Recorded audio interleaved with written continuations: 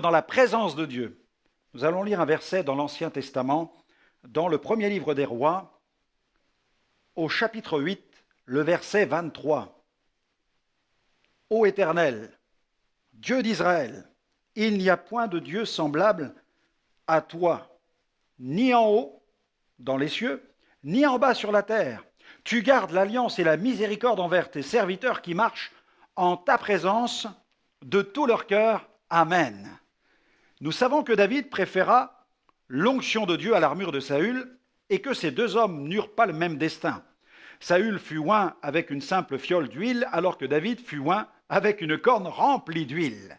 Cette corne remplie d'huile devait-elle présager un grand destin? Certainement. Cependant, je voudrais apporter cette précision. Quand je parle d'onction, je ne parle pas des dons spirituels que l'Esprit de Dieu distribue à chacun comme il veut, car malheureusement, on peut posséder des dons spirituels et pourtant être en totale perte de vitesse sur le plan de l'onction. Samson en est le triste exemple. Il était capable de manifester une puissance phénoménale alors qu'il entretenait des relations interdites avec des prostituées. Mais la patience de Dieu, ayant ses limites, le Seigneur l'arrêta dans sa folie et mit un terme définitif à ses excès.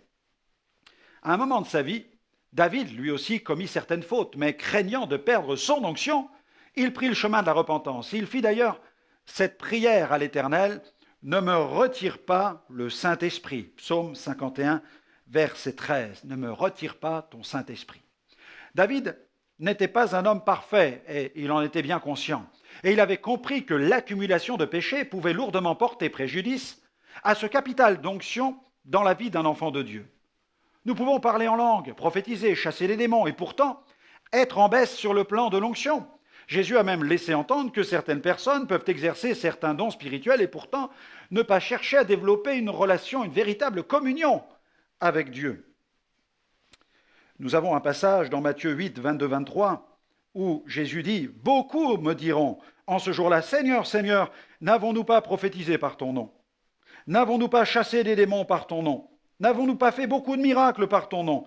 Alors je leur dirai ouvertement, je ne vous ai jamais connu, retirez-vous de moi, vous qui commettez l'iniquité. » Avoir reçu de Dieu tout un arsenal de dons spirituels n'est pas la garantie d'une vie d'intimité avec Dieu. Les dons ne peuvent se substituer à la présence de Dieu dans notre vie. Ils ont d'ailleurs besoin de cette présence pour bien fonctionner. Les dons spirituels ne sont donc pas la garantie d'une profondeur spirituelle. Les dons spirituels sont des cadeaux que Dieu accorde à ses enfants alors que l'onction est le résultat d'une recherche quotidienne de la présence de Dieu. C'est dans la présence de Dieu que le Seigneur déverse sur notre vie, sur nos vies, l'onction de sa présence. Et c'est cette onction qui permet d'exercer les dons de l'Esprit selon l'Esprit. Les dons, pour être efficaces, doivent être exercés dans la plénitude du Saint-Esprit. Alors, je vous recommanderai cette prière aujourd'hui.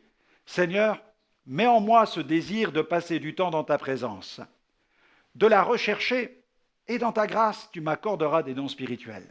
Je veux me rappeler que te connaître, c'est cela, la vie éternelle.